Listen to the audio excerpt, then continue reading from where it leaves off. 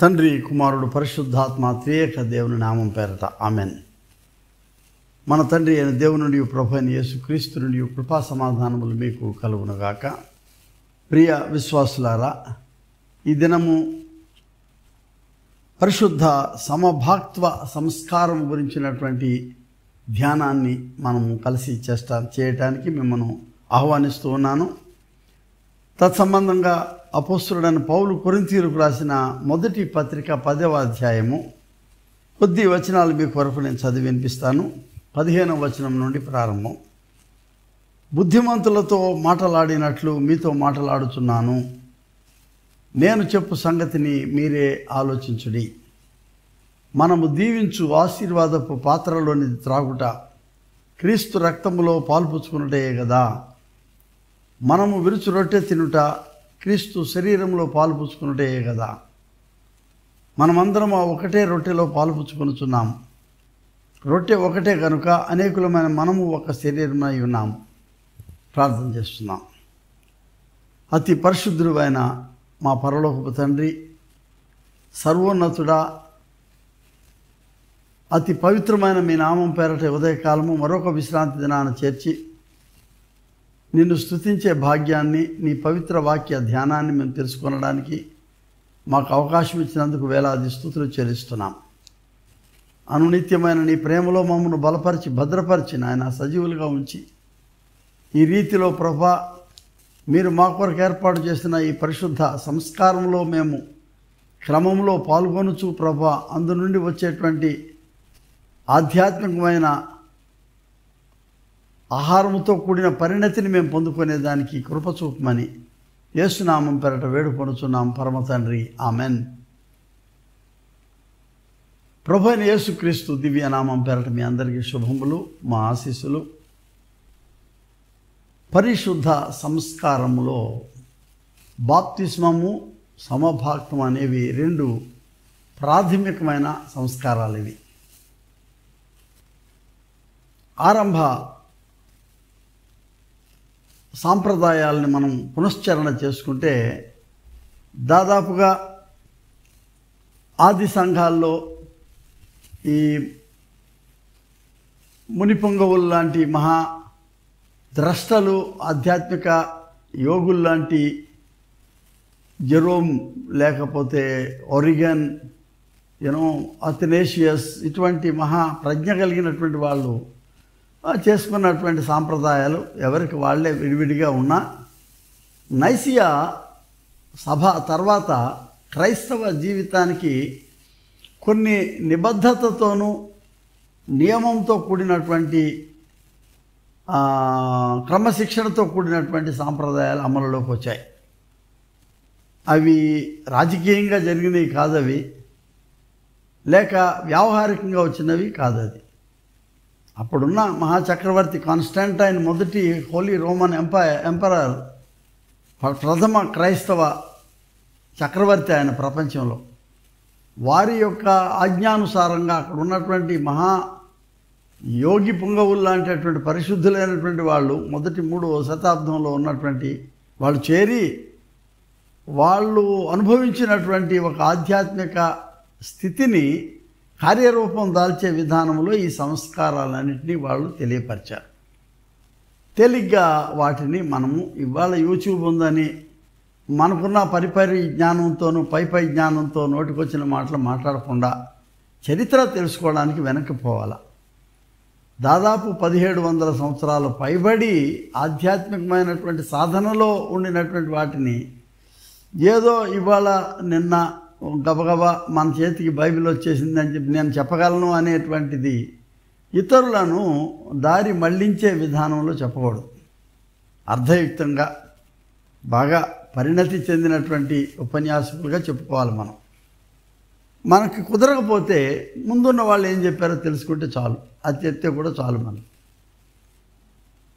తత్సంబంధంగా ఇవాళ నేను చెప్పాలనుకున్నది, 7 సంస్కారాలని అన్ని సంఘాలు అందిపుచ్చుకోలేదు, కానీ ఈ మతోద్ధరణ తర్వాత ఇతర రిఫార్మ్డ్ చర్చెస్ వచ్చిన తర్వాత డాక్టర్ మార్టిన్ లూథర్ అయ్యాగా మహాశయుడు కానీ, కల్విన్, జ్వింగ్లీ ఇటువంటి వాళ్ళు వచ్చిన తర్వాత కానీ రెండు ప్రాథమిక సంస్కారాలకు ఎక్కువ విలువ ఇచ్చారు. అది పరిశుద్ధ బాప్తిస్మం, పరిశుద్ధ సంస్కారం, సమభాక్యం. దీనికి పలు రకాల పేర్లతో పిలుచుకున్నాం మనం. హోలీ యూకరిస్ట్ అన్నారు. మీరు గమనించండి, హోలీ యూకరిస్ట్ ప్రిఫిక్స్తో కూడినటువంటి పదం అది. దీంతోపాటు హోలీ కుర్బానా అని పిలుస్తున్నారు దాన్ని. కుర్బానా అంటే బలి అర్పణ గురించి పౌలు మాట్లాడుతున్నాడు. దీన్ని దాంతో పోల్చి చెప్తా ఉన్నాడు. ప్రాచీన సంఘాలు, 1వ శతాబ్దం నుంచి ఉన్న సంఘాలు, ఆర్థోడాక్స్ చర్చెస్ దీనిని ఎంతో పవిత్రంగా ఆచరణ చేస్తారు. వీళ్ళు కొయినోనియా అంటే హోలీ కొయినోనియా ఈజ్ పరిశుద్ధ సహవాసపు విందు. ఇది ఇలా పలు రకాలుగా దాన్ని పిలుచుకుంటూ వస్తూ ఉన్నారు. గ్రీకు భాషలో హరిస్తో అని అంటే నమస్కారం, థ్యాంక్ యూ అని చెప్పడం, అంతే. కృతజ్ఞత. సాధారణ హోటల్స్కి పోయి నువ్వు టిప్పిస్తే వాడు కరిస్తూ అంటాడు. నువ్వేదైనా ట్యాక్సీ ఎక్కి అక్కడ తిరిగితే అటు తిరిగి ఇటు తిరిగి వాడికి డబ్బులు ఇచ్చిన తర్వాత వాడు కరిస్తూ అంటాడు. కరిస్తూ అనేది సాధారణమైనటువంటి మాట. నాకు ఇది నేను గ్రీసు దేశం సందర్శించినప్పుడు తెలుసుకున్నటువంటి పరమార్థం, సత్యం. అప్పుడు నేను ఎంతో సంతోషించాను. ఎందుకంటే ఇంత చిన్న పదాన్ని ఇవాళ ప్రపంచం అంతా కూడా ఈ 2000 సంవత్సరాలు ఇంత ప్రాముఖ్యత ఇచ్చారు ఈ పదానికి. కేవలం మతపరం అవడమే కాకుండా ఆధ్యాత్మికమైనటువంటి లోతైన పదంగా దీన్ని మార్చడం జరిగింది. కరిస్తో, యూకరిస్తియో, ఐ గివ్ యూ థ్యాంక్స్. తండ్రికి యేసువారు చెప్తా ఉన్నాడు, నేను నీ కృతజ్ఞత చెల్లిస్తున్నానని. ఆయన రొట్టెను పైకెత్తి స్తోత్రం చేసి దేవుని కృతజ్ఞతలు చెల్లించి కరిస్తో, యూకరిస్తియో. సో దేర్ఫోర్ ఈ సాక్రమెంట్ అనేటటువంటి ఈ మహత్తరమైనటువంటి ఒక నిబంధనాపరమైనటువంటి సంస్కారంలో ప్రవేశించడం చాలా గొప్ప విషయం. కొన్నిసార్లు దీన్ని మనం కేవలం ఒక సూచనగానే చూడవచ్చు. మనం ఏ సైన్, సిగ్నమ్ అంటారు లాటిన్లో. Just a sign. ఎందుకు దానికి అంతా ప్రాముఖ్యత ఇస్తున్నారని నేను ఇందాక చెప్పినట్లు యూట్యూబ్లో కొంతమంది పరిణతి చెందినటువంటి వ్యాసంగులు చెప్పుకోవడం పరిపాటి. అది సక్రమెంటం, సంస్కారము అనేది నా గుండె లోపల ఏదో జరిగితేనే కదా మార్పు. అది బయటకు బహిర్గతం అయ్యేటటువంటి దాన్నే సెయింట్ అగస్టిన్ మహాభక్తుడు చెప్పాడు. A change that happens with in your heart is expressed by some sign, by symbol. దాన్ని సంస్కారం అని అన్నాడు ఆయన. దట్స్ ద డెఫినేషన్, దాని నిర్వచనం అది. కొంతమంది దీన్ని ముస్టీరియోన్ గ్రీక్లో అంటే మిస్టరీ, మర్మం అనేది అనుకున్నారు. ఏది మర్మం? రొట్టె ఆయన శరీరంగా మారడం, ద్రాక్షరసము ప్రభువారి రక్తంగా మారడం, ఇది మర్మం. సిగ్నమ్ లేకపోతే సైన్, సూచన అనేది ఎందుకు వచ్చిందంటే ఈ మార్పుతో ఒక దైవీకమైనటువంటి అనుభవంలోకి ప్రవేశిస్తున్నాం కాబట్టి దీన్ని సూచనగా పిలుస్తూ ఉన్నారు. సెమియాన్ అన్నారు గ్రీకులో, అంటే ఎ సైన్, ఒక సూచన. దేవుని క్రియలు వీనిలో ప్రస్ఫుటపరచబడడానికి అన్నాడు. గుడ్డివాడి యొక్క కనులు తెరిచినప్పుడు వీడు ఎందుకు గుడ్డివాడయ్యాడు అని అడిగినప్పుడు శిష్యులు దేవుని క్రియలు ప్రస్ఫుటపరచబడడానికి. ముస్టీరియోన్, సెమియాన్ అంటే ఇదొక మిస్టరీ లేకపోతే ఇదొక సైన్. దేవుని క్రియలను మనం బహిర్గతం చేయడానికి ప్రభువు ఈ లోకానికి రావడాన్ని మనం చూస్తున్నాం. ఇవాళ ఈ పరిశుద్ధ సమభాక్తము ద్వారా ఇట్స్ నో మోర్ మిస్టరీ. ఇది ఇంకెప్పుడు మర్మం కాదు. ఇక ఇది బహిర్గతంగా చేయబడినటువంటి విందు. మన గుడుల్లో చాలాసార్లు పూర్వాచారం కలిగినటువంటి వాళ్ళు అటువైపు ఆల్టర్ వైపు తిరిగి ఈ సంస్కారాన్ని ఆచరించారు. ఎందుకంటే ఇది మిస్టరీ, అందరికి కనబడదు. ఇది ఒక ప్రీస్ట్కి మాత్రమే తెలుసు ఏం చేస్తున్నాడో బల దగ్గర. ఇప్పుడు ఆధునిక విశ్వాసంలో సంఘాల్లో ప్రీస్ట్ ఇటు తిరిగి ప్రజల వైపు తిరిగి, ఎందుకంటే ఆయన సన్నిధి మన మధ్య ఉన్నప్పుడు నువ్వెవరు నేనెవరు దాచిపెట్టడానికి దాన్ని? ఆయన దివి నుంచి దిగి వచ్చినటువంటి ఆయన దేవుడు మనుష్య కుమారుడుగా ఆయనే తెర తెంచుకొని వచ్చినప్పుడు, ఆయనే తెర తీసివేసి తను అందరికీ ఆయన ప్రత్యక్షపరచబడినప్పుడు కేవలం ఒక ప్రీస్ట్ దీన్ని ఆపడం తప్పది. So therefore it is no more a mystery, it is an open God's divine act. దైవికమైనటువంటి ప్రక్రియ ఇది. ఇది ప్రారంభంలో మనం చూస్తే నిర్గమకాండం చూస్తున్నాం మనం బైబిల్లో. అన్నిటికీ అక్కడి నుంచే ప్రారంభిస్తాం రక్షణ చరిత్రను. ఈ హెబ్రీయులు వాళ్ళు నిర్గమంలో వచ్చేసేటప్పుడు ఈ 40 సంవత్సరాల అరణ్యాల్లో వాళ్ళు ఎక్కడ వండుకోవడాలు తినడాలు అనేది ఎక్కడ కనబడదు మనకు. ఎప్పటికప్పుడు వాళ్ళకి దేవుడు తన పరలోకపు మన్నా అనే దాన్ని ఆయన ఇవ్వడం జరుగుతుంది. నేనంటాను that is the first celebration of the holy communion with God. దేవునితో వనగూడినటువంటి గొప్ప సహవాసపు విందు అది.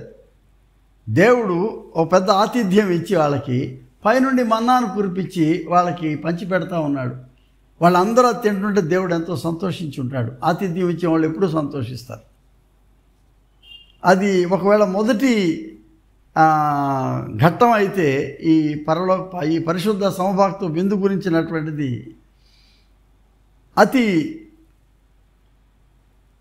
నిర్దిష్టమైన నిర్మాణాత్మకమైనటువంటి ఒక ఘట్టం ఎక్కడ దొరుకుతుందంటే మనకి నిర్గమకాండం 12వ అధ్యాయంలో దొరుకుతుంది. రేపటి దినము ఈ హెబ్రీయులు లేక ఇశ్రాయేలీయులు అందరూ కూడా బయటకు వచ్చేస్తారు. ఇంకా దేవుడు వారికి తన మహా ప్రణాళికలో సంకల్పించినటువంటి మహాఘట్టం తెల్లవారుజాముకే వాళ్ళు బయలుదేరి వచ్చేస్తూ ఉన్నారు ఎర్ర సముద్రం వైపు. దానికి ముందుగా ముంగుర్తుగా వారి విమోచనకు ముంగుర్తుగా ఆయన మోషే ద్వారా దేవుడు ఆజ్ఞాపించింది ఏంటంటే, మీరు అందరూ ఒక్కొక్క చిన్న గొర్రె పిల్లని తీసుకొని, ఏ కుటుంబం కుటుంబమే, మీరు తలుపులు వేసేసుకోండి, మీ కుటుంబం మీ బల్ల చుట్టూ కూర్చోండి, ఆ గొర్రె పిల్లను దాన్ని వధించండి. దాని రక్తం కింద పడకుండా, ఎందుకంటే జీవం అది, ఓ పళ్ళెంలో పట్టుకొని మీరందరూ మీ చేతులు అందులో కడుక్కోండి.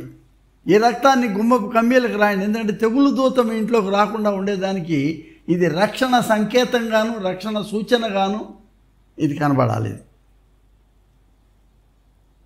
అక్కడ దేవుడు వారితో చాలా గొప్ప నియమాన్ని ఇస్తూ ఉన్నాడు. ఏంటంటే, నేను మీకు దేవుడను, నేను మీకు తోడై ఉంటాను, నీతో ఎల్లప్పుడూ నడుస్తాను అని చెప్పినటువంటి ఆ వాగ్దానం ఇక్కడ ప్రారంభమవుతుంది వీళ్ళతో.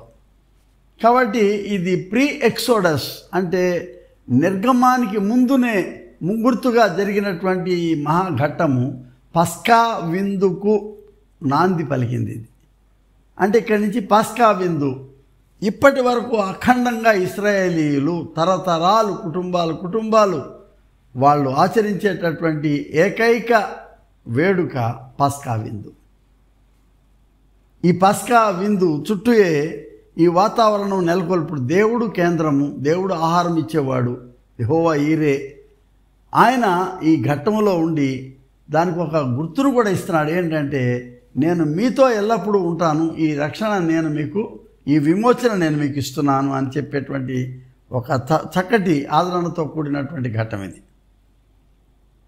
నిర్గమకాండం 24వ అధ్యాయంలో కూడా చూస్తాం మనం.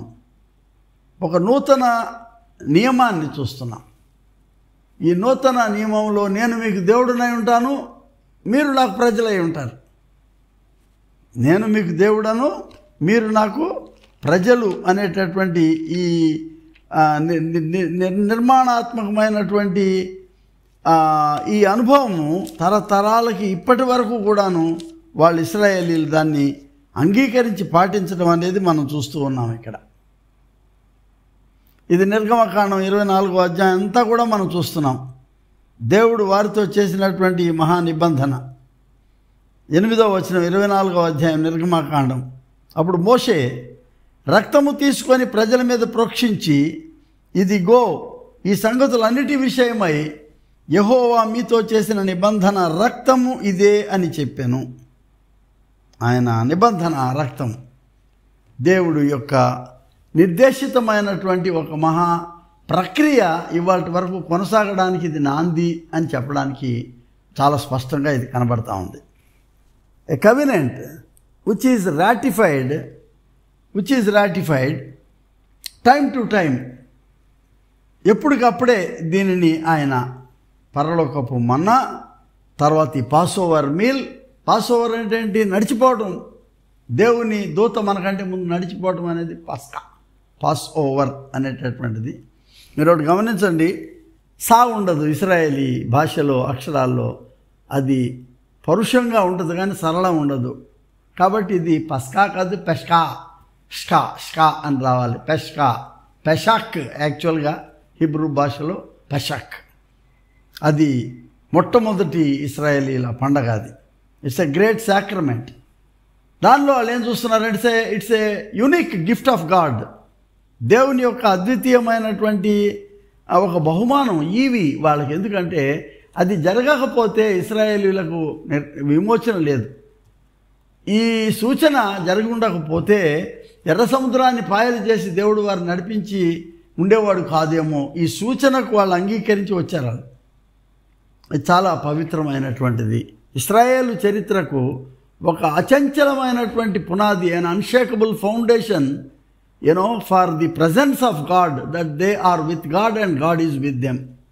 గొప్ప అవినాభావ సంబంధం. తర్వాత కాలాల్లో వాళ్ళ చెరలో ఉన్నా, వాళ్ళ బానిసత్వంలో ఉన్నా, వాళ్ళ సొంత దేశానికి వాళ్ళు చెదిరిపోయినా, వాళ్ళు తిరిగి వచ్చినా, అన్ని స్థలాలలో అన్ని సమయాల్లో వాళ్ళతో ఉన్న దేవుడు ఇదిగో ఈ ముంగుర్తు ద్వారా వాళ్ళు ఏకమై ఉన్నారు. వాళ్ళు పెషాక్. కొన్ని పదాలు మనం తెలుసుకుంటాం. నూతన నిబంధన వచ్చేటువంటి ఈ ట్రాన్సిషన్లో యూదుల కొన్ని ఆచారాల్లో చబూరా అనే ఒక ఆచారం ఉంది. అది గృహ విందు. అది యూదుల్లో ఏ చిన్న మన పుట్టినరోజులు వచ్చినాయి, ఇంకా ఏదో చిన్న మనం పండగలు చేసుకుంటాం ఇంట్లో. It is just a social gathering, social function and social celebration. సామాజికమైనటువంటిది. దీనిలో నీకు ఇష్టమైతే ప్రార్థనలు చేసుకుంటావు, లేదంటే నువ్వు రొట్టె విరిచి భోంచేసుకుంటావు. షబూరా అనేటువంటి ఈ విందు. కాకపోతే ఏంటంటే ఎక్కువ మంది ఇందులో కలవరేళ్ళు. ఓన్లీ నైబర్స్, సొంత వాళ్ళు, కావాల్సిన వాళ్ళు మాత్రమే దీన్ని ఫాలో అవుతారు. It's a kind of fellowship celebration, fellowship meal. వాళ్ళకి ఆచారం ఆల్రెడీ ఒకటి ఉన్నది. ఇటువంటిది అంటే డైప్నాన్ అంటే వాళ్ళది అది రోజులో తీసుకునేటటువంటి ఒక మెయిన్ మీల్ని కూడా డైప్నాన్ అంటారు. అంటే ఒక్కొక్క దేశం ఒక్కొక్క ఆచారం అనుకోండి. మన దేశంలో దాదాపుగా మధ్యాహ్నం పెద్ద భోజనాలు చేస్తాం భారతదేశంలో. ఈ పాశ్చాత్య దేశాల్లో వాళ్ళు వర్కింగ్ కండిషన్స్ని బట్టి రాత్రిదే పెద్ద మీల్ వాళ్ళకి. ఎందుకంటే అందరూ కూడుకునే సమయం అది ఒకటే. ఇశ్రాయేలీల్లో కూడాను ఇది బహుశా రాత్రిపూట జరిగేటప్పుడు లూకాసు వార్త 14వ అధ్యాయం 16వ వచనంలో ఉంటుంది. ఈ పదం వాడింది. డైప్నాన్ అనేటటువంటిది ఈ పదం వాడబడింది. లూకా సువార్త 14వ అధ్యాయంలో 16వ వచనం ఒకసారి నేను చదువుతాను మీ కొరకు. ఊరికే ఆ పదం వాడుకను బట్టి అక్కడేముందో చూస్తున్నాను. ఆయనతో కూడా భోజన పంక్తిని కూర్చుండిన వారిలో ఒకడు ఈ మాటలు విని, దేవుని రాజ్యంలో భోజనం చేయవాడు ధన్యుడని ఆయనతో చెప్పగా, ఆయన అతనితో ఇట్లాంటి ఒక మనుషుడు గొప్ప విందు చేయించి, డైప్నాన్ గొప్ప విందు చేయించి చాలామందిని పిలిచాడు సెలబ్రేషన్కి. కానీ యాక్చువల్గా ఇది డైలీ జరిగేటటువంటి తంతు అక్కడ. తర్వాత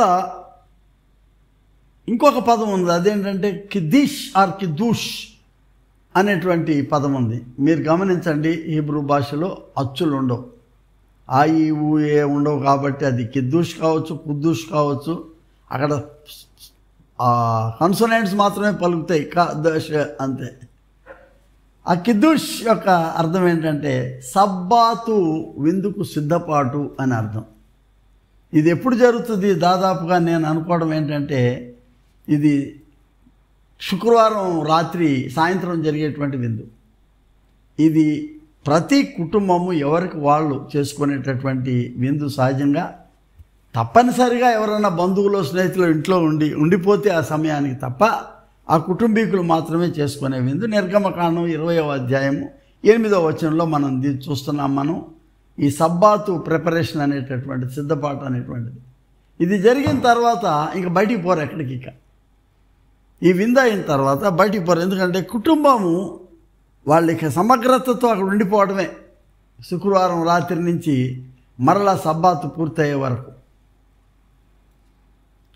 దీనిలో ఏం కనబడుతుందంటే వారికి వాళ్ళ చేతిలో ఉన్న రొట్టెను వాళ్ళ కుటుంబాన్ని వాళ్ళు కాన్సిక్రేట్ చేస్తున్నారు. దాన్ని ప్రతిష్ఠ చేసుకునేది ఒక భాగం అయితే, శాంక్టిఫైయింగ్ దాన్ని శుద్ధీకరించుకునేది ఇంకో భాగం అయితే, మూడోది వాళ్ళు తమను తాము సబ్బాతుకు సిద్ధపరచుకునేది ఇంకో భాగం.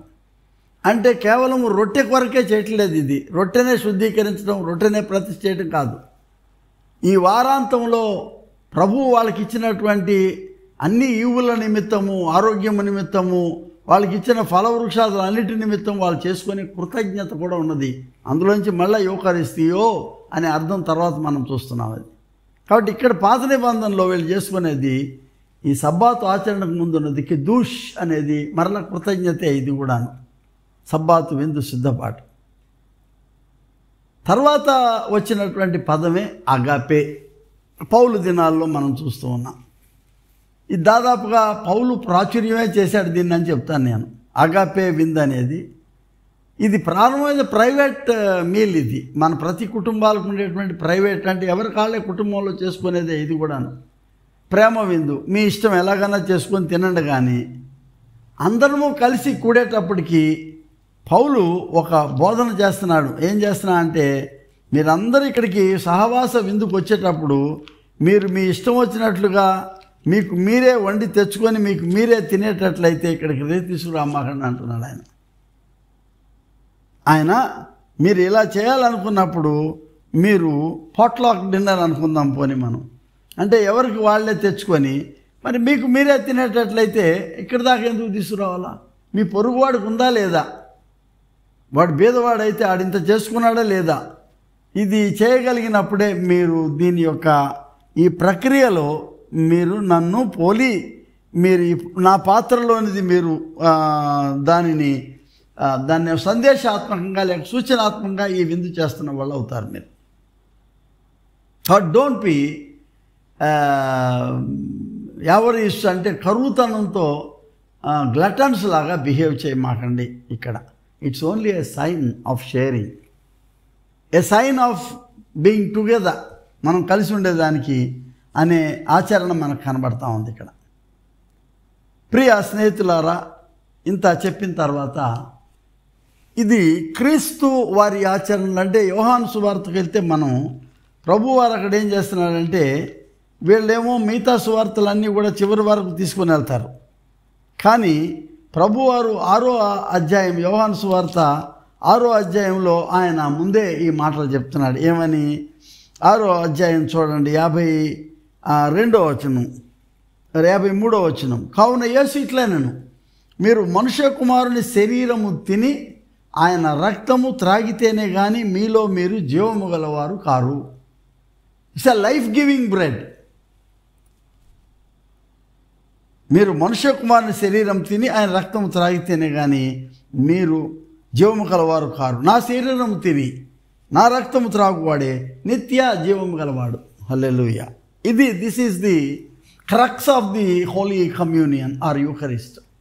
నా శరీరము తిని నా రక్తము త్రాగువాడే. నా శరీరం నిజమైన ఆహారము, నా రక్తము నిజమైన పానము అయి ఉన్నది అని చెప్తున్నాడు. ఈ మాటలు మనం జాగ్రత్తగా గమనిస్తే యోహాను సువార్తలో ఆయన మరొక విభాగాన్ని చూస్తున్నాం మనం. అదేంటంటే, ఆయన ఈ సమభాక్తపు ఆచరణకు ముందు 13వ అధ్యాయం యోహాను సువార్తలో శిష్యుల్ని సిద్ధపరుస్తూ ఉన్నాడు. లాస్ట్ సప్పర్ మేడగదిలో ఉన్నది, దానికి కొంచెం విభిన్నంగా ఉంటుంది. యోహాను సువార్త 13వ అధ్యాయంలో ఆయన భోజన పంక్తిలో ఉండి లేచి తన పై వస్త్రమును అవతల పెట్టి ఒక తువాలు తీసుకొని నడుమునకు కట్టుకొని అంత పళ్ళెములో నీళ్లు పోసి శిష్యుల పాదం కడుగుటకు తాను కట్టుకొని ఉన్న తువాలతో తుడుచుట ఇవి మొదలుపెట్టాను. It's again sharing of the bread. ముందు మనల్ని మనం సిద్ధపరచుకోవడం. దాని కొరకు ఆయన ఏం చేస్తున్నాడంటే ఆయన పాదాలు కడుగుతున్నాడు, ఆయన ప్రక్షాళన చేస్తూ ఉన్నాడు. ఇవి చాలా సింబాలిక్ యాక్ట్ యేసువారు జరిగించినటువంటిది. వాళ్ళకు కొంచెం ఇబ్బందిగా ఉన్నా కూడాను ఇది వంగి వాళ్ళ పాదాలు కడగటం అనేది యూకరిస్ట్తో ముడివడి ఉన్నటువంటి ఒక గొప్ప అనుబంధ ప్రక్రియ. ఏంటంటే పరిచర్యకు మనము లేకపోతే పరిచర్యకు మనం ప్రతిజ్ఞ చేస్తున్నాం. ఇక్కడ ఎవరికి వాళ్ళే పోయి లైన్లో చాలా భద్రంగా వెళ్ళి ఆయన శరీరాన్ని తీసుకొని ఆ రొట్టెను తీసుకొని మళ్ళీ జాగ్రత్తగా వెనక్కి వచ్చి కూర్చొని లైఫ్ అయిపోయింది అనుకోవడం కాదు. దీని రిఫ్లెక్షన్ బయట ఎక్కడి నుంచి వస్తుందంటే ఇన్ షేరింగ్. నీవు ఇతరులకు దీనిని ఈ ఆహారాన్ని పంచి ఇచ్చేదానికి, నీకున్నదాన్ని పంచి ఇచ్చేదానికి, వారికి నీ పరిచర్య చేయడానికి వంగి సిద్ధపడడానికి ఇది చాలా ప్రాముఖ్యమైనది. అందులో ప్రియ విశ్వాసులారా, ఇవన్నీ కూడా ఏంటంటే బిబ్లికల్ నేపథ్యం. మన పరిశుద్ధ గ్రంథంలో ఉన్న నేపథ్యాన్ని మీకు వివరించాను. ఎక్కడి నుంచి మన్నా కురిపించే దగ్గర నుంచి, నిర్గమంలో ఆయన వాళ్ళకి విడుదల కొరకు ముంగుర్తుగా జరిగిన దాని దగ్గర నుంచి, ఇశ్రాయేలీయులు అరణ్యంలో చేసుకున్నటువంటి సమభాక్తపు విందుల గురించి మాట్లాడాను. వీరిలో ఉన్న ఆధ్యాత్మిక మర్మం ఏంటి, ఆధ్యాత్మిక సూచనలు ఏంటని మనం గమనిస్తే, మొట్టమొదటిది ఏంటంటే యూకరిస్ట్. ఈ సెలబ్రేషన్ ఇట్స్ ఎ యూకరిస్టిక్ సెలబ్రేషన్. అంటే ఏంటి? కృతజ్ఞతతో కూడినటువంటి వేడుక ఇది. దేవునికి సర్వదా కృతజ్ఞత చెల్లించుకోవడానికి ముంగుర్తిది మనకు.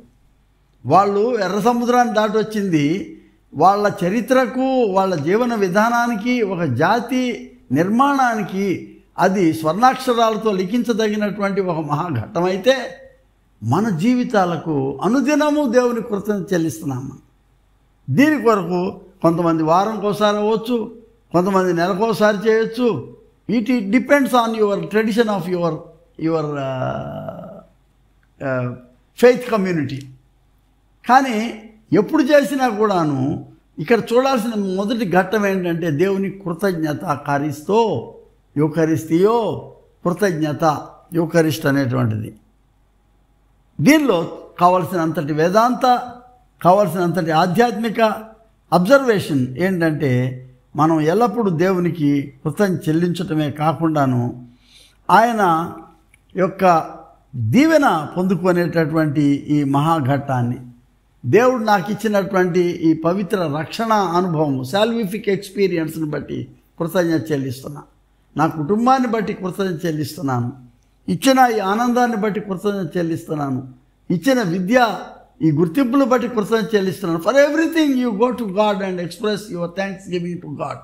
థ్యాంక్స్ గివింగ్, కృతజ్ఞత, కరిస్తో యూకరిస్తియో. రెండవ ఇంప్లికేషన్ లేకపోతే స్పిరిచువల్ ఇంప్లికేషన్ ఏంటంటే ఆధ్యాత్మికమైనటువంటిది, Eucharist is a great sacrifice. ఇది కేవలము కృతజ్ఞత చెల్లించేదే కాకుండాను బలి ఉన్నది. ఇందులో పౌలు చెప్పే మాటలో ఏముందంటే ఇది బలి అర్పణ ప్రక్రియగా దీన్ని మనం చూస్తూ ఉన్నాం. బలి అర్పణ ప్రక్రియగా దీన్ని మనం చూసుకుంటూ వచ్చాం. మనం ఆయన దీన్ని బలి అర్పణగాను అంటాడు పౌలు. కుర్బానా అంటే ఏంటంటే బలి అర్పించటం. ప్రాచీన క్రైస్తవ సంఘాలు, నేను చెప్పినట్లు ఆర్థోడాక్స్ చర్చెస్ ఇవన్నీ కూడాను దీన్ని బలి అర్పణ కింద తీసుకుంటాయి. కాబట్టి చాలా పవిత్రంగా తమను తాము దేవుని దగ్గర ఎప్పటికప్పుడే తాము శుద్ధీకరించుకునే దానికి ఈ ప్రక్రియ చాలా విధిగా ఆచరణ చేయబడిందని గమనించాలి. మూడవది ఒక జ్ఞాపకార్థమైనటువంటి ఆధ్యాత్మిక ప్రక్రియ ఇది. అనామ్నీసిస్ అనే గ్రీక్ మాట ఉంది. అంటే జ్ఞాపకము, memorial, commemorating the sacrifice of Lord on the cross. జ్ఞాపకార్థ ప్రక్రియ, a memorial of the crucified and risen Christ. Of course ఆయన ఏం చెప్తున్నాడు ప్రభువారు, do this in remembrance of me. చాలా చర్చిల్లో మీరు వెళ్తే ఎంటర్ అవ్వగానే మీకు కనపడేది ఏంటంటే ఈ యూకరిస్టిక్ టేబుల్, దాని మీద ఒక గుడ్డ పెట్టి ఉంటుంది కింద కవర్, అక్కడ రాసి ఉంటుంది, do this in remembrance of me అని. ఒక్కొక్క సంఘం ఏంటంటే సమభాక్త్వానికి ప్రాముఖ్యత ఇస్తుంది కాబట్టి అది కొట్టొచ్చినట్టు ఎదురుకుండా కనబడుతుంది. కొన్ని సంఘాల్లో పుల్పిట్ ఎదురుకుండా కనబడుతూ ఉంటుంది. అక్కడ వాక్యానికి ఎక్కువ ప్రాముఖ్యత, అంటే ప్రసంగం వాక్యం ద్వారా వాళ్ళు హెచ్చరించబడటానికి అది పనికొస్తుంది. అంటే ఒక్కొక్క సంఘం ఒక ఫోకస్ ఇస్తారు. ఇక్కడ do this in remembrance of me. Remembrance జడ్కెనో, రిమెంబరెన్స్ అనేది జకరియా యూనో జ్ఞాపకం, బిట్టర్ ఎక్స్పీరియన్స్. అక్కడ ఐగుప్తులో ఉన్నప్పుడు అక్కడ మీరేం తిన్నారు? అక్కడ మీరే వెళ్ళి పేడ మట్టి అన్నీ తెచ్చి తొక్కి మీరు అవన్నీ ఎటుకలు చేసుకొని ఆ చేదు అనుభవం మీకు గుర్తుందా? మర్చిపోయారా?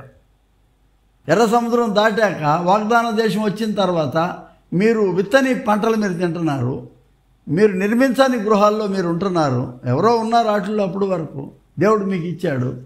ఈ సంతోషంలో ఒక్కసారి వెనక్కి తిరిగి ఆ చేదు అనుభవాన్ని స్ఫురణకు తెచ్చుకోమంటున్నాడు. జకరియా మెమోరియల్ ఆఫ్ ది పాస్ట్. అందుకే ఆ పస్కా అని తిరిగి మరల పునశ్చరణ చేసుకోవటం అన్నమాట ఈ విందు ద్వారా. మీరు 4వది ఏంటంటే యాక్ట్ ఆఫ్ విట్నెస్, మార్టూరియా. ఈ సాక్ష్యం చాలా అవసరం మనకి. దీంతో పాటు డయాకోనియా, ఇందాక వంగి పాదాలు కడిగి నేను కడుగుతున్నాను, బోధకుండా అయ్యుండి, మీకు పెద్దవాడిని అయ్యుండి, గురువుని అయ్యుండి, కానీ మీరు కూడా ఒకరి పాదాలు ఒకటి కరగడం నేర్చుకోమంటున్నాడు ఆయన. You wash each others feet. వంగి అనే పదం చాలా ప్రాముఖ్యమైనది. Act of bending.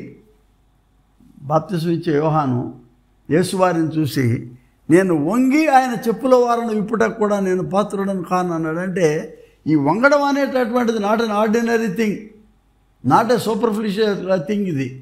ఇది it's a definite act, willingness to serve. పరిచర్య చేసే, ఆ ధర్మం చేసేటటువంటి ఇచ్ఛ మనలో నుంచి రావాలన్నమాట. ఈ 2 పదాలు చాలా ప్రాముఖ్యమైనవి. అందుకనే ఏంటంటే 1 మార్టూరియా, 2 డయాకోనియా. 1 సాక్ష్యం, 2 పరిచర్య. ఈ రెండిటితో ఇంకో పదం ఉంది అక్కడ. ఇదేంటంటే కెరిగ్మా, ప్రొక్లమేషన్ ఆఫ్ దిస్ గాస్పెల్. దీన్ని మీరు ఇతరులకు, దీన్ని మీరు ఒకరి పాదాలు ఒకటి కరగడమే కాకుండాను, ఒకరికొకరు సహాయం చేసుకుంటే కాకుండాను, దీన్ని ఇతరులకు ఈ ఉద్బోధ జరిగించాలంటున్నాడు. ఎందుకనంటే ఇది మీరు చెప్పకపోతే there is no gospel of kingdom of God. Without breaking of the bread, without sharing in this holy food, and without sharing it to others, there is no proclamation of the gospel of coming of the kingdom of God. 5వది, it's a foretaste of the coming of the kingdom. రానయ్యున్న దేవుని రాజ్యం గురించినటువంటి ముంగుర్తు ఇది. నువ్వు ఎలా ఎక్సోడస్లో నిర్గమానికి ముందు రాత్రి ఆ రొట్టె, అది ఆ యొక్క పస్కా విందును చేసావో దేనికి సూచించిందంటే రేపటి దినము నువ్వు పొందేటువంటి విడుదలకు. రానయ్యున్న దేవుని రాజ్యానికి ముంగుర్తుగా ఈ యొక్క సమభాక్త్వాన్ని మనం తీసుకుంటున్నాం. అందుకనే మనం ఇక్కడ మా పూర్వ ఈ సాంప్రదాయక ఆరాధన ఘట్టాలలో ఒకటి ఉంటుంది. ఏంటంటే ప్రభువా నీ మరణము స్మరించుచున్నాము, నీ పునరుద్ధానం ఒప్పుకొనుచున్నాము, నీ 2వ రాకడ కొరకు ఎదురు చూస్తున్నాము. హల్లెలూయా, we are waiting for your coming. అందుకనే పౌలు అంటాడు, మరణాత, కమ్ లార్డ్ జీసస్. ఇది an affirmation of our faith in nutshell, మన యొక్క విశ్వాసము. రోమీయులకు రాసిన పత్రికలో 12వ అధ్యాయంలో మరి పౌలు దీని గురించి చాలా స్పష్టమైనటువంటి అభిప్రాయాన్ని చెప్తా ఉన్నాడు. ఏంటంటే ఇది ఒక సజీవ యాగంగా దీన్ని తీసుకోవాలి మనం. ఎలా? సహోదరులారా, పరిశుద్ధమును దేవునికి అనుకూలమునైన సజీవ యాగముగా మీ శరీరములు ఆయనకు సమర్పించుకున్నాడని దేవుని వాత్సల్యతను బట్టి మిమ్మల్ని బతిమాలుకొంచున్నాము. ఇట్టి సేవ మీకు యుక్తమైనది. మీరు ఈ లోక మర్యాదను అనుసరింపక ఉత్తమమును అనుకూలమును సంపూర్ణమునై ఉన్న దేవుని చిత్తం మీద పరీక్షించి తెలుసుకున్నట్లు మీ మనస్సు మారి నూతనపరచబడి, లేకపోతే ఆ రూపాంతరాన్ని పొందుకోమంటున్నాడు. అంటే by this you are transformed into a new person. గుత్తనే పోయి చేతులు కట్టుకొని వెళ్ళి సమభాక్తం తీసుకొని వచ్చేసి మరలా మన పని మనం చేసుకోవడం అనేది కాకుండా there should be a radical transformation, a constructive transformation. ఒక నిర్మాణాత్మకమైనటువంటి మార్పు మనలో జరగాలి. అక్కడ ఎట్లా రొట్టె దేవుని శరీరంగా మారుతుందని నువ్వు భావిస్తున్నావు, విశ్వసిస్తున్నావో అది నీ జీవితంలో కూడాను మనసు మారి నూతనపరచబోటకు సంకేతంగా ఇది కనబడాలంటున్నాడు. పేతురు గారు కూడాను ఆయన చాలా అద్భుతమైనటువంటి విధానంలో ఆయన చెప్తా వచ్చాడు. ఏంటంటే పేతురు మొదటి పత్రిక 2వ అధ్యాయము 5వ వచనం చదువుతా మీ కొరకు. యేసుక్రీస్తు ద్వారా దేవునికి అనుకూలములకు ఆత్మ సంబంధమైన బలులర్పించుటకు పరిశుద్ధ యాజకులుగా ఉండినట్లు మీరును సజీవమైన రాళ్ల వలె ఉండి ఆత్మ సంబంధమైన మందిరముగా కట్టబడుచున్నారు. హల్లెలూయా. కట్టబడుచున్నారు. You are the living stones. You are the living stones. సజీవమైన రాళ్ళు. ఒకటి కట్టబడడానికి మీరు అందులో భాగం. రెండోది you are here to proclaim a witness here, a living witness to our Lord Jesus Christ. Great personalities in and around our lifes. Great personalities, who lived great faith throughout their life are the living stones before us. They are the models. They walked before us.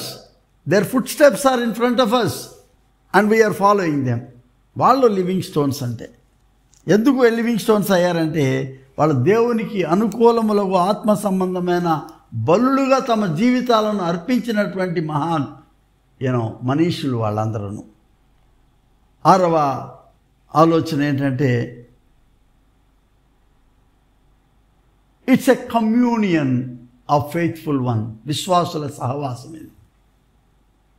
కమ్యూనియన్కి వచ్చినప్పుడు వెళ్ళాను వాడు ఎదురైతే అని తలకాయ తిప్పుకోవడం.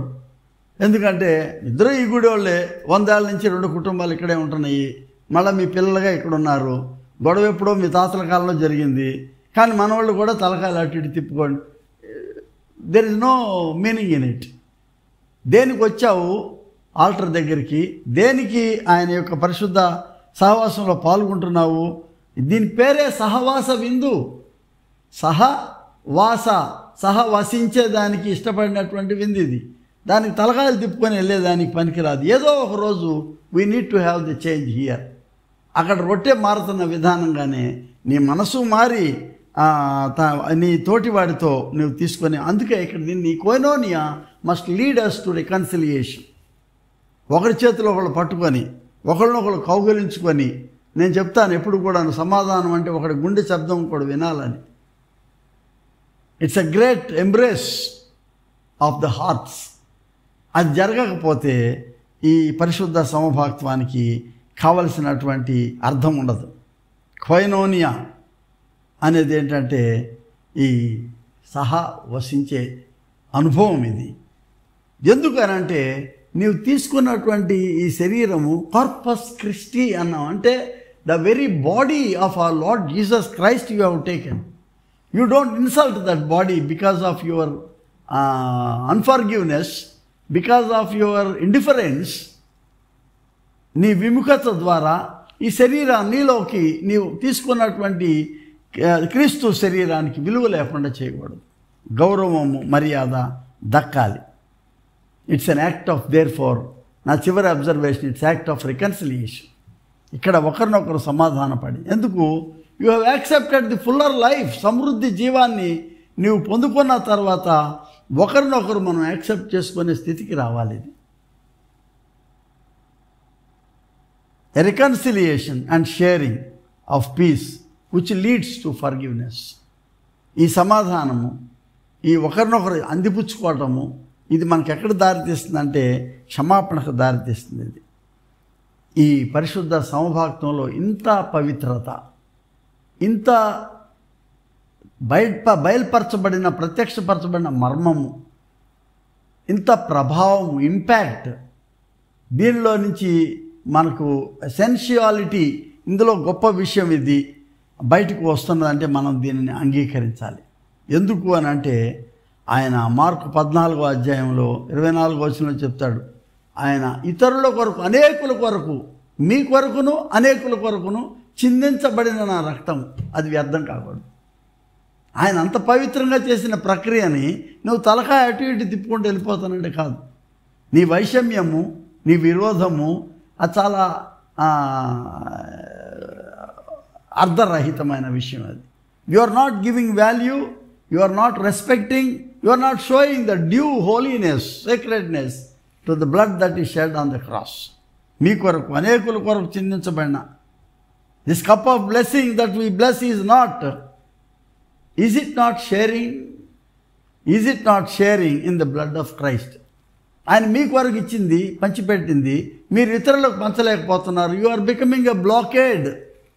నీవు అక్కడికి అవరోధాన్ని కల్పించేవాడిగా ఉండకూడదు. ఈ పరిశుద్ధ సమభాక్తం it should break the walls, it should raise the curtains, it should make more transparency one to each other. Face to face అనుభవాన్ని నీవు పొందుకోవాలి. అందుకనే గలతీ పత్రిక 3వ అధ్యాయంలో అంటాడు పౌలు, ఇక నుంచి గ్రీకు, యూదుడని, యజమాని, దాసుడని, అట్లాంటి మగ, ఆడ అని ఇటువంటి ఉండడానికి వీల్లేదన్నా. అంటే it breaks all barriers and you are becoming one. And furthermore, unless this bread is broken, there is no proclamation of the gospel of coming of kingdom of God. అంత పెద్ద సత్యం, అంత పెద్ద తెలియబడిన మర్మము అది పెట్టుకొని నువ్వు ఇక్కడ చాలా ముండేన్గా కింద ఈ లౌకికపరమైనటువంటి ఎప్పుడో జరిగినటువంటి విషయాలు మనసులో ఎప్పటికప్పుడు క్లీన్ చేసుకోవాలి. మన మనసులో పరిశుద్ధ సమభాక్తానికి ఆ ప్రభావం ఉన్నది. దాన్ని మనం అంగీకరించి దాన్ని స్వీకరిస్తే ఆ ప్రభావాన్ని మనం చూస్తున్నాం. మనం లూకాసు వార్తలో గమ్మత్తు ఏంటంటే, మార్కు మత్తయిలా కాకుండా ఆయన భోజనం అని పిమ్మట ఆయన గిన్నెను పట్టుకొని కాదు. లూకాసు వార్తలో ఆయన మొదట గిన్నెను పట్టుకొని, మీరు గమనించి చదవండి తర్వాత, ఆయన మొదట గిన్నెను 22వ అధ్యాయం 17వ వచనంలో ఆయన మొదట గిన్నెను పట్టుకొని లూకాసు వార్త, తర్వాత దానిని ఆచరించిన తర్వాత 22వ అధ్యాయం 17వ వచనంలో ఆ గిన్నె ఎత్తుకొని కృతజ్ఞతాస్తుతులు చెల్లించి, మీరు దీన్ని తీసుకొని మీలో పంచుకొనుడి, షేరింగ్. ఇక మీద దేవుని రాజ్యం వచ్చే వరకు నేను ద్రాక్షారసం తాగనని మీతో చెప్పుచున్నాను. అయిపోయింది అక్కడికి. ఇతర సువార్తల్లో అయితే ఆ మాట అన్నాక అయిపోయింది. కానీ పిమ్మట ఆయన రొట్టెను పట్టుకొని అని ఉంది. వేరే సువార్తల్లో రొట్టె అయిన తర్వాత ద్రాక్షారసం, పిమ్మట ఆయన రొట్టెను పట్టుకొని కృతజ్ఞతాస్తుతులు కరిస్తూ చెల్లించి దానిని విరిచి, the breaking, act of breaking is very crucial to the Christian spiritual life. Act of breaking, విరిగి నలిగిన హృదయంతో నేను కోరుతున్నాను కానీ బలులు నేను కోరట్లేదు అన్నాడు ఆయన. కనికరమునే నేను కోరుతున్నాను, compassion and your breaking contrite heart, విరిగి నలిగిన హృదయాన్ని ఆ విరిచి వారికి ఇచ్చి, ఇది మీ కొరకు ఇవ్వబడుతున్న నా శరీరము. వాట్ ఏ స్పెసిఫిక్ అడ్రస్, మీ కొరకు ఇవ్వబడుతున్న నా శరీరము, నన్ను జ్ఞాపకం చేసుకోండి. In memory. నేను చెప్పిన అన్నీ ఇందులో స్టెప్ బై స్టెప్ ఉన్నాయి పాయింట్స్. ఇక్కడ విచిత్రం గమనించండి. ద్రాక్షారసం అయిపోయింది, మళ్ళీ భోజనం అయిపోయింది, మళ్ళీ ఇప్పుడు ఏం చేస్తున్నాడు? ఆ ప్రకారమే భోజనం అయిన తర్వాత ఆయన గిన్నెయు పట్టుకొని మళ్ళీ రెండోసారి ఈ గిన్నె కొరకు, ఇది వేరే గిన్నె, ఈ గిన్నె కొరకు చిందించబడుతున్న నా రక్తం వలన ఆయన క్రొత్త నిబంధన. But this one is a sign of my covenant, eternal covenant with you, an unshakable covenant with you. Don't break it. మొదటిది నా జీవము, నిత్య జీవం కొరకైనటువంటిది. ఇది I'm giving it to you as the sign of new covenant. ఇందులో చిందించబడిన నా రక్తం ఉన్నది. ఇక్కడ చిందించబడిన రక్తం ఉన్నది. చాలా ప్రాముఖ్యమైనటువంటి crux of theology, spirituality and mysticism ఇందులో కనబడతా ఉంటుంది. ఏంటంటే మిస్టికల్ ఎక్స్పీరియన్స్, మర్మం అని చెప్పట్లేదు కానీ it's a deep spiritual experience is. మనం దాన్ని ఎంత పవిత్రంగా దీన్ని ఆచరించాలి అని చెప్పడం కొరకు మీకు నేను, ఇది ఆశీర్వాదపు గిన్నె, ఇది ఆశీర్వాదపు గిన్నె మొదటిది. రెండవది నిబంధనాపరమైన గిన్నె, యేసువారి రక్తపు గిన్నె. ఈ ఈ ఈ సింబాలిక్ యాక్ట్సే కాకుండాను ఇది నిజంగా ఆచరణీయమైనటువంటి మన యొక్క జీవితాలకు ఇది ఈ సేక్రెడ్నెస్ అనేది మరలా తిరిగి నా మొదటి అబ్జర్వేషన్ ఏంటంటే bread is the body of Christ. ఇందాక చెప్పాను నేను కార్పస్ క్రిస్టీ అని. కార్పస్ అంటే బాడీ, క్రీస్తు శరీరం అని నీ మనసులో అనుకున్నప్పుడు నీవు చాలా వరకు మన మైండ్లో విడిపడిపోతాయి. పవిత్రత రావాలి మన మైండ్లోకి. రెండవది ఈయన గిన్నె ఇది ఏం గుర్తు చేస్తుందంటే నిర్గమకాండానికి తీసుకెళ్తుంది. It reminds you of the unshakable covenant with you, an eternal covenant, ఒక నిరంతరమైనటువంటి నిబంధన కనబడుతుంది. మూడవది this meal it continues to be memory of Jesus. నీ మనసుల్లో ఒక నిరంతరమైన జ్ఞాపికగా యేసువారు నిలబడిపోతున్నాడు. నాలుగవది eschatological, coming of the Kingdom.